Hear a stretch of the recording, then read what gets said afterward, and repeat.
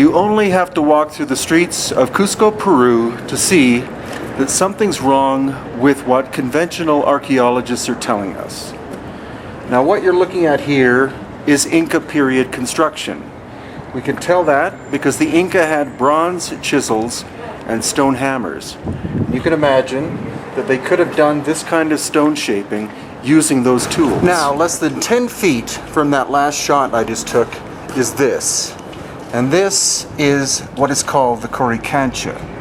What you can tell is that this workmanship is far more refined than what we just saw. Now, the tightness of the fit of the stones at the Coricancha are so profound, as witnessed here, that in some places you can't fit a human hair in between these stones. And this wall is 38 inches thick, and it's perfect from the outside to the inside and throughout. Seamless. Now, how could that have been achieved with bronze chisels and stone hammers? The answer, of course, is that it could not have been. So the question is, how old is this wall and who built it? Another thing you'll notice is the amazing glow that happens on the surfaces or the contact surfaces at the Coricancha. Well, some people are going to say, well, that's because people have been rubbing their fingers along the lines for hundreds of years, but that's nonsensical. It's only in the horizontal, not in the vertical. So here we have a different form of construction again. This could very well be Inca. It's quite small stones, reasonably close fitting together, and above that, the Spanish style of construction. The thing is, if the Inca did appear in Cusco and found an abandoned city built by people of higher levels of technology, then they naturally, being very aesthetic people, would have tried to build their structures to in some way match that of the predecessors.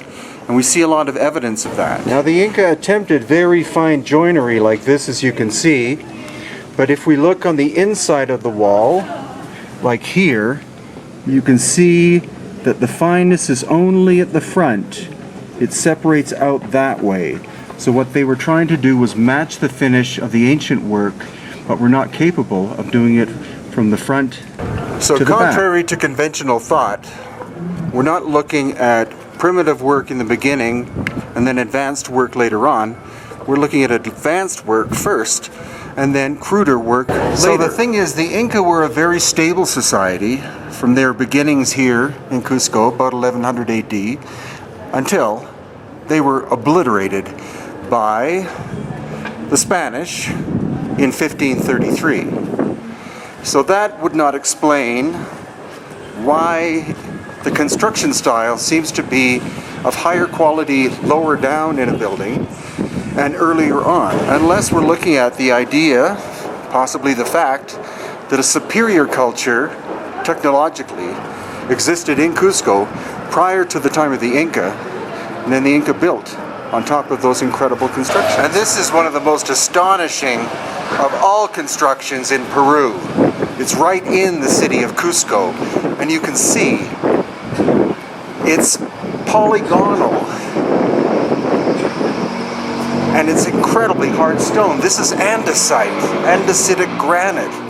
How could they have achieved this? How could the Inca have shaped stone like this with bronze chisels and stone hammers? It's not likely. And the only reason why this wall still exists is that when the Spanish arrived, they looked at it, thought of taking it apart to build their own buildings, and just gave up because the scale of the stone was too big.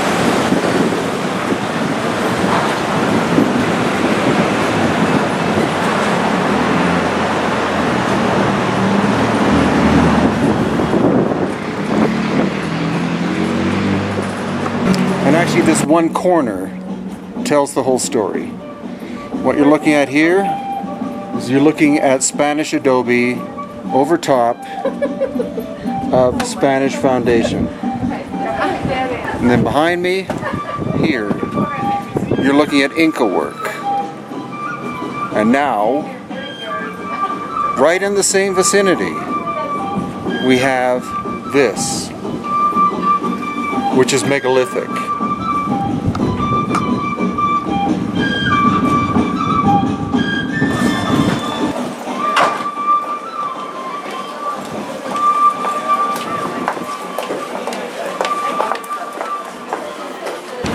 So what this is basically just a preamble to ongoing investigations of mine and others into the true origins, not only of the city of Cusco, but our history in general. I and many others do not believe that civilization simply goes back 5,000 or 6,000 years, but several thousand years before that. The story is getting far more interesting because we have geologists, engineers, oral traditions, and other experts who are telling us that what we're saying seems to be true. That Cusco, for example, is not a city that was started by the Inca. It was a city expanded by the Inca. And the case can also be made for places like Egypt. The pharaonic Egyptians did not build some of the most famous structures, such as the Great Pyramids or the Sphinx. Please stay tuned to hiddenincavideos.com. I add another new video approximately every 4 or 5 days.